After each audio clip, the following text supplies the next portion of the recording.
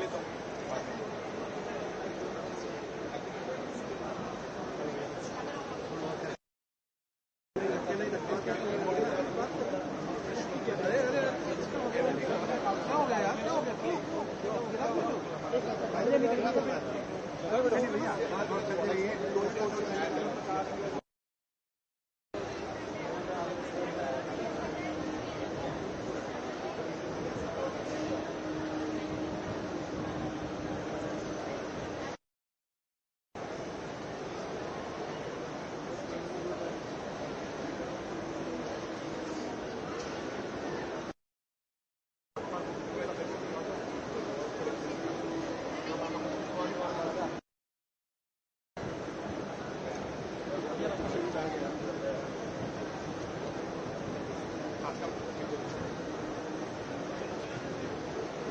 Oh, these are the products we're sending now. So, so now we have tied up with them.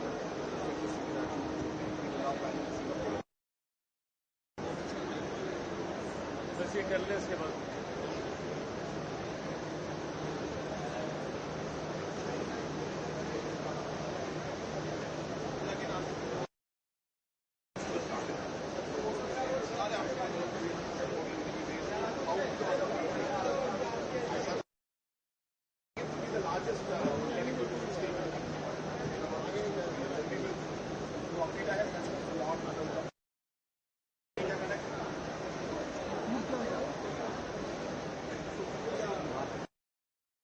really helping a lot. Very good. सारे products मिले भाई।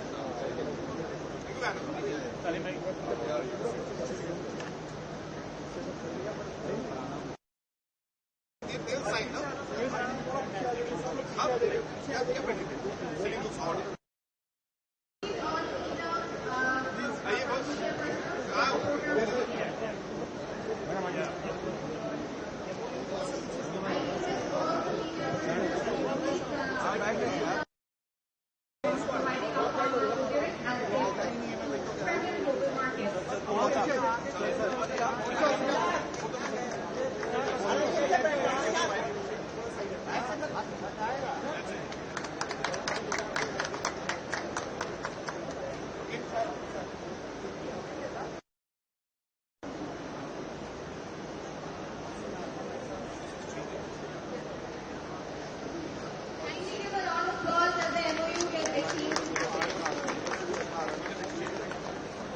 Moving on, the third MOU is between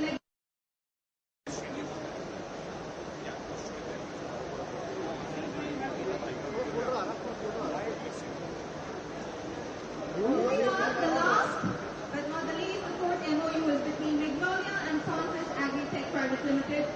Further deepening together, these partnerships strengthen government of Meghalaya's role as a collective voice of Meghalaya's farmers, carrying outreach, building robust market linkages, and positioning the state as a leading hub for organic farming in India and the world.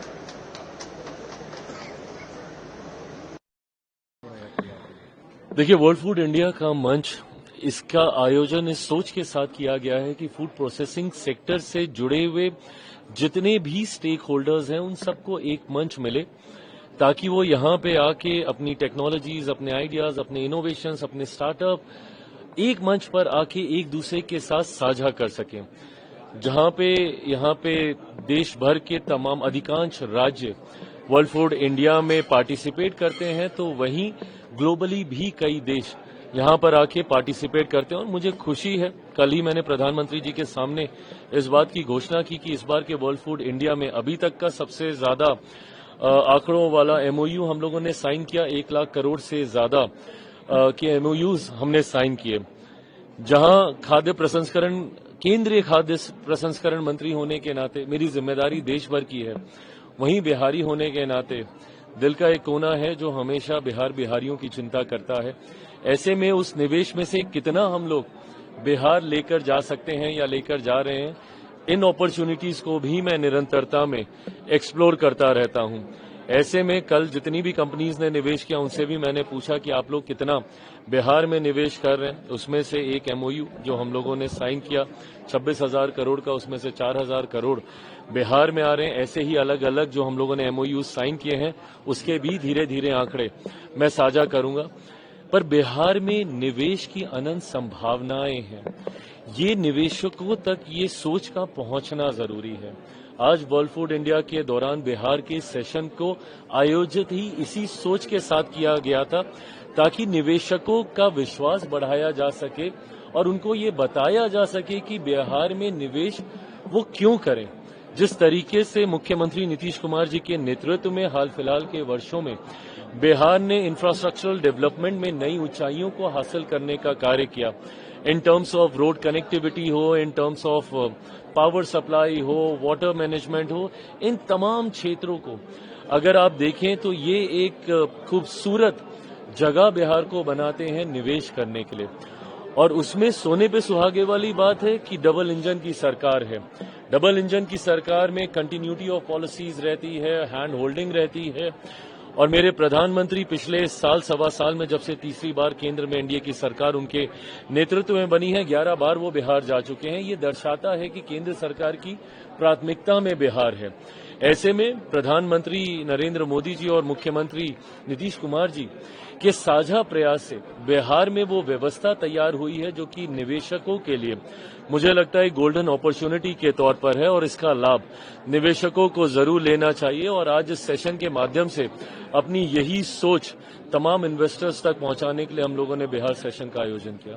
मैं बिल्कुल मानता हूं, मैंने अपने भाषण में भी मैंने इस बात को मैंने बोला, यह विश्वास है, वैसे कोई राजनीतिक मंच नहीं था, बट मैं मानता हूं कि पुनः एक बार फिर बिहार में एनडीए की सरकार आएगी और ये अगले 5 साल, क्योंकि केंद्र में भी अभी नई एनडीए की सरकार चुनी है और अगले 5 साल जब बिहार में भी एनडीए की सरकार रहेगी तो वो हैंड एंड ग्लव्स की तरह मिलकर हम लोग कार्य करेंगे। नीतीश जी के नेतृत्व में ही होगा विकास। बिल्कुल, मुख्यमंत्री नीतीश कुमार जी के नेतृत्व में हम लोग चुनाव लड़ रहे हैं और उन्हीं के नेतृत्व में अगले 5 साल बिहार को विकास की राह पर गति मिलेगी। सबसे पहले तो मैं भारत सरकार, हमारे आदरणीय प्रधानमंत्री जी, हमारे कृषि मंत्री जी और हमारे फूड प्रोसेसिंग मंत्री, मैं सभी का धन्यवाद कहना चाहता हूं नॉर्थ ईस्ट और मेघालय की तरफ से कि उन्होंने ये बहुत अच्छा एक प्रोग्राम ऑर्गेनाइज किया और इस प्रोग्राम के थ्रू जो हमारे अलग अलग किसान, हमारे एंटरप्रेन्योर्स, कोऑपरेटिव सोसाइटीज,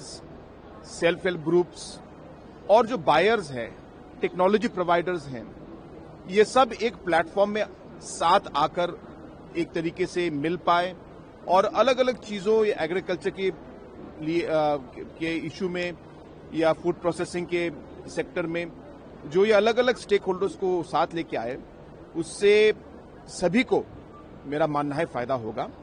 और इसके लिए मैं सबसे पहले भारत सरकार को मैं धन्यवाद कहना चाहता हूं। आज जो जिस तरीके से हमारे स्टेट में आज ऑर्गेनिक प्रोडक्शन का जो एक ग्रोथ है, वो अगर आप देखें पूरे नॉर्थ ईस्ट में और पूरे दुनिया में अगर आप कंपेयर करें तो मेघालय काफी तेजी से आज एक ऑर्गेनिक ग्रोथ और ऑर्गेनिक फार्मिंग की तरफ तेजी से बढ़ रहा है। हमारे यहाँ पे अब अपीडा के थ्रू उनके सहयोग से हमें सर्टिफिकेशन एजेंसीज लोकली अभी सर्टिफाई हुए हैं और उससे काफी फायदा मिल रहा है। और हमारा लक्ष्य यही है कि हम लोग आने वाले 2-3 सालों में हमारे स्टेट में कम से कम 1 लाख हेक्टेयर का जो है ऑर्गेनिक फार्मिंग होना चाहिए। ये लक्ष्य हम लोग जरूर पूरा करेंगे और मुझे उम्मीद है कि जब ये लक्ष्य पूरा होगा तो मेघालय जो है पूरे देश में सबसे लार्जेस्ट ज्योग्राफिकल एरिया के हिसाब से सबसे लार्जेस्ट ऑर्गेनिक प्रोड्यूसिंग एरिया होगा। देखिए, जब से हमारे प्रधानमंत्री जी आए हैं पिछले 11 सालों में नॉर्थ ईस्ट को देखने का पूरा जो नजरिया बहुत बदल गया है। पीएम साहब का एक तरीके से नॉर्थ ईस्ट के ऊपर ध्यान है और इकोनॉमिक डेवलपमेंट के ऊपर जोर है और इसका जो रिजल्ट हम सबको दिखने को मिलता है, क्योंकि अलग अलग इकोनॉमिक मेजर्स डेवलपमेंट काफी तेजी से आगे बढ़ रहे हैं।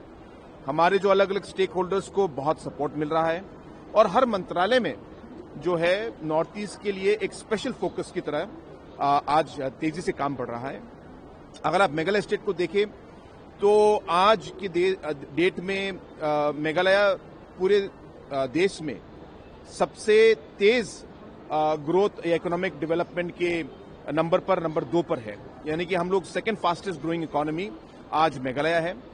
और सबसे बड़ी चीज ये है कि ये खाली एक साल नहीं, पिछले 3 सालों से हमारा जीएसडीपी ग्रोथ जो कांस्टेंट प्राइसेस पर है वो एवरेज 10% के ग्रोथ पर हम लोग आगे बढ़ रहे हैं। तो ये एक तरीके से दिखाता है कि जो हमारा ग्रोथ ये सिर्फ एक साल नहीं लेकिन कंसिस्टेंट ग्रोथ हमें दिख रहा है।